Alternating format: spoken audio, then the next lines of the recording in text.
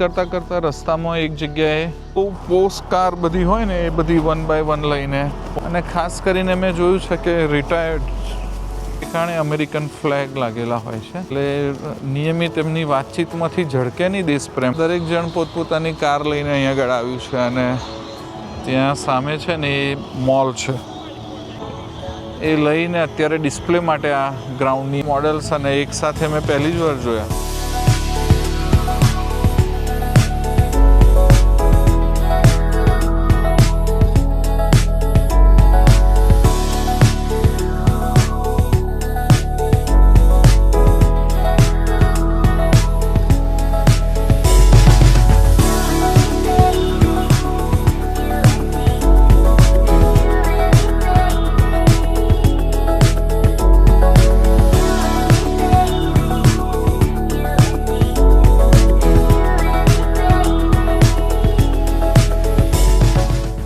આમ એને car meet કહી શકાય.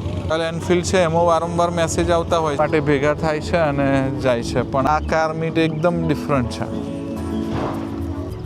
માટે યુઝ થતું હોય એવું.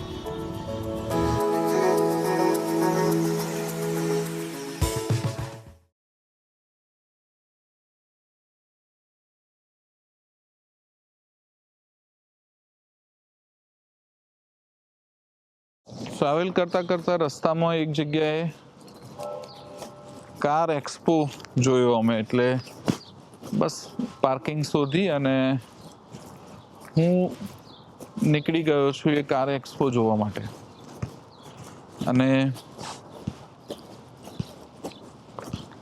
અહીં આગળ આઈ થિંક સેવરોલેની કાર્સ છે બધી, અને હમણાં થોડો ટાઈમ પહેલાં અમે આગલા લેક ઉપરથી નીકળ્યા, ત્યાં પણ આખું ગ્રુપ બહુ પોસ્ટ કાર બધી હોય ને એ બધી 1 બાય 1 લઈને પહોંચેલા. એટલે અહીંયા આગળ ડિફરન્ટ કાર્સ, અને ખાસ કરીને મેં જોયું છે કે રિટાયર્ડ લોકો હોય ને એ વધારે આવી કાર લઈને રોડ ઉપર નીકળ્યા હોય છે.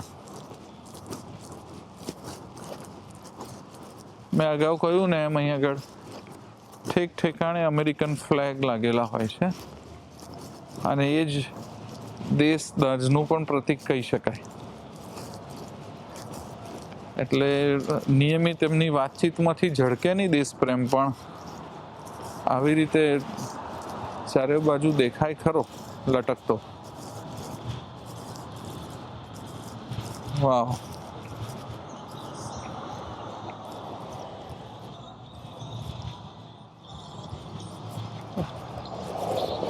ઓકે,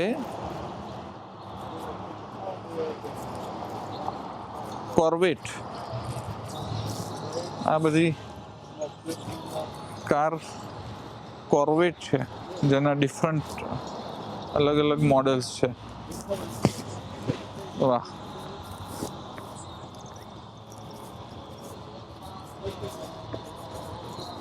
દરેક જણ પોતપોતાની કાર લઈને અહીંયા આગળ આવ્યું છે, અને સુપર્બ.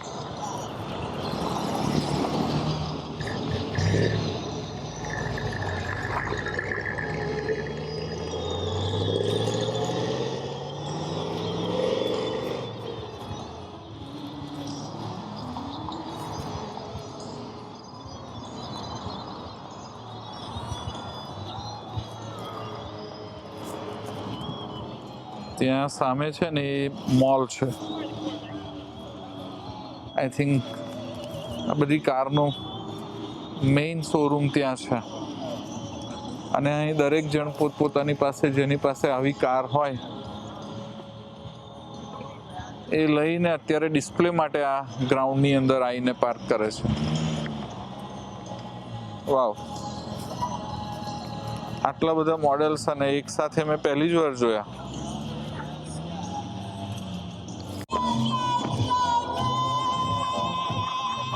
બેર્સ કોર્વેટ્સ.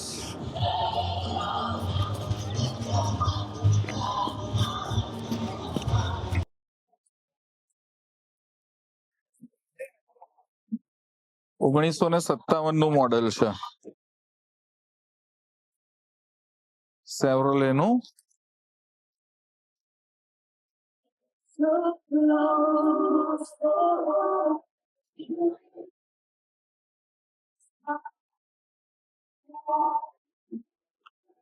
ઓલમોસ્ટ 68 વર્ષ જૂનું છે આ મોડેલ. વાવ,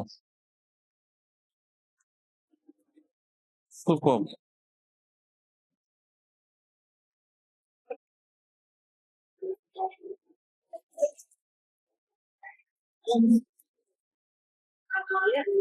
ઓકે, એટલે જેની પાસે પણ આવી ક્લાસિક કાર હોય ને બધાને એક સાથે અહીં આગળ બધા આમ રીયુનિયન જેવું કર્યું છે અને બધા પોતપોતાની કારનું રજીસ્ટ્રેશન કરાવે છે અહીં આગળ એક ક્લબ બનાવવા માટે. અને બધા પોતપોતાની રીતે મજાથી એના ઓનર્સ લઈને આયા છે અને બેઠા છે. સુપર.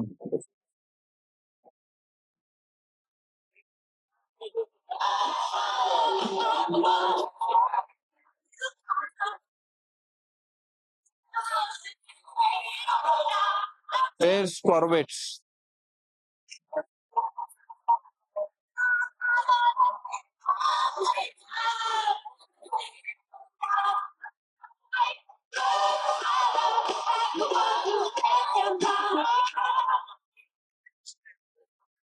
મેં પહેલી વાર આવી કાર્સ અને આટલી બધી એક સાથે જિંદગીમાં જોઈ છે.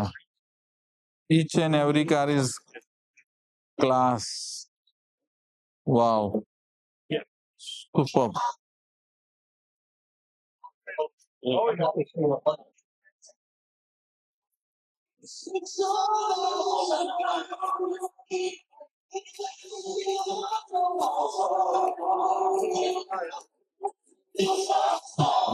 મિનિમમ 100 ગાડી હશે, એથી વધારે પણ ઓછી નહીં.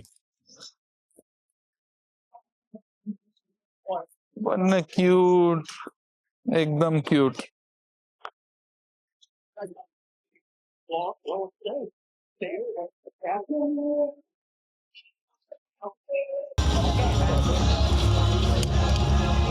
આ તો જાણે કે ગેટ ટુગેધર થઈ ગયું હોય ને બધા કાર ઓનર્સનું, એવું થઈ ગયું છે. અને બધા એકદમ મોજ મજાથી પોતપોતાની ગાડીઓ લઈને આવી ગયા છે અને બધા એકબીજા સાથે હળે મળે છે, વાતચીત કરે છે.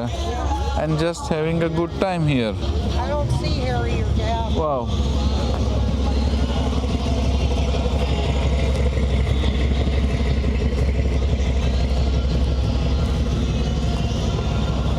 આ કલ્ચર જ ડિફરન્ટ છે.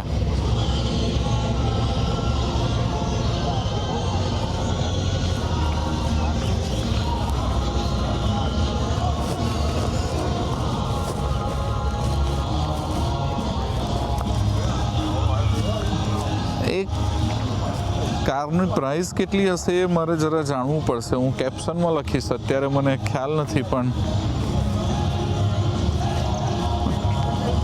આવું કંઈક આ મારી અનુભવમાં પહેલી જ વાર આવ્યું છે કે આટલું બધું સરસ રીતે અને બધા એકદમ ચોખ્ખી નીટ એન્ડ ક્લીન ગાડી, એન્જિન એના એકદમ ચોખ્ખા લઈને અહીં આગળ આવ્યું છે. આ 1953નું મોડેલ છે, વિલીઝ ઓવરલેન્ડ. જે તે સમયનું એનું જૂનું મોડલ, અને એ જૂના મોડલને પ્રોપર અરેન્જ કરીને બધા આવ્યા છે.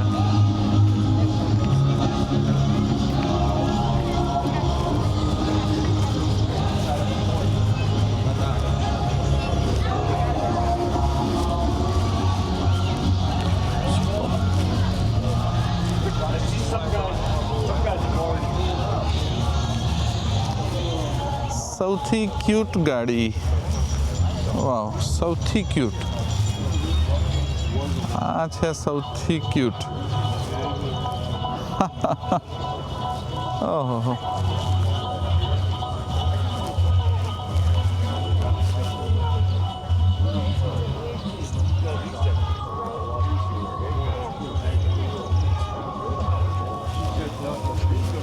સુપર. હવે આ એકચ્યુઅલી આમ એને કાર મીટ કહી શકાય. બધા એક સરખી કારવાળા કાર મીટ કરે. મારી પાસે આગળ જે રોયલ એનફિલ્ડ છે એમાં વારંવાર મેસેજ આવતા હોય છે કે આપણે રોયલ એનફિલ્ડ 350 વાળા 650 વાળા બાઇકર ભેગા થાય અને બાઇકિંગ માટે જાય. પણ આ કાર મીટ, હા, બીજું ટોયોટા હાઇલક્સ છે એનું પણ હમણાં થોડું એક ગ્રુપ બની રહ્યું છે કે જે લોકો 4x4 ડ્રાઇવિંગ માટે ભેગા થાય છે અને જાય છે. પણ આ કંઈક નવું જ છે. આ કાર મીટ એકદમ ડિફરન્ટ છે.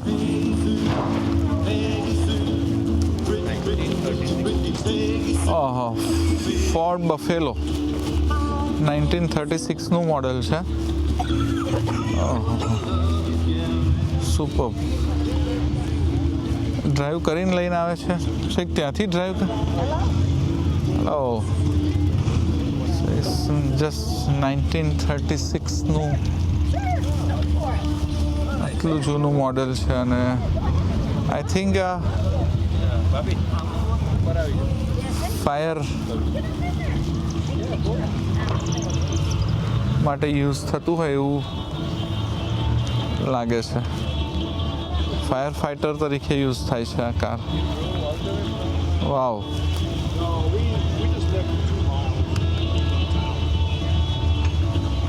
મેડમ આવી જાઓ. સસરા મરી ગયા એટલે કે હું એને બહુ જોડે એની છોકરી જો પડ્યો એટલે મારા માથે આવી ગાડી. કહેવાય છે ને શોખ બડી ચીજ છે, એટલે આવા શોખ પણ હોય. અને જે રીતે ગાડીઓ આના માલિક કે બધાએ મેન્ટેન કરી છે, રિસ્ટોર કરી છે. હા, 60 વર્ષ 70 વર્ષ 1936ની ગાડી હતી પેલી ફોર્ડ, એટલે ઓલમોસ્ટ 90 વર્ષ જૂની. અને એને એટલી જબરજસ્ત રીતે રિસ્ટોર કરી છે. Hats of to them. ચાલો આગળ વધીએ હવે. આ જે જોયું એ જિંદગીમાં આવું કંઈક પહેલી જ વાર અનુભવ્યું આજે. અને બસ આવા અનુભવો લેતા રહીએ છીએ અને ટૂર આગળ વધારતા રહીએ છીએ. મને બહુ આનંદ થાય છે કે મેં કોઈ પેકેજ ટૂર ના લીધી અને બસ we are travelling our own, અને ultimately we are getting much more thrilling experiences in these self-made tours.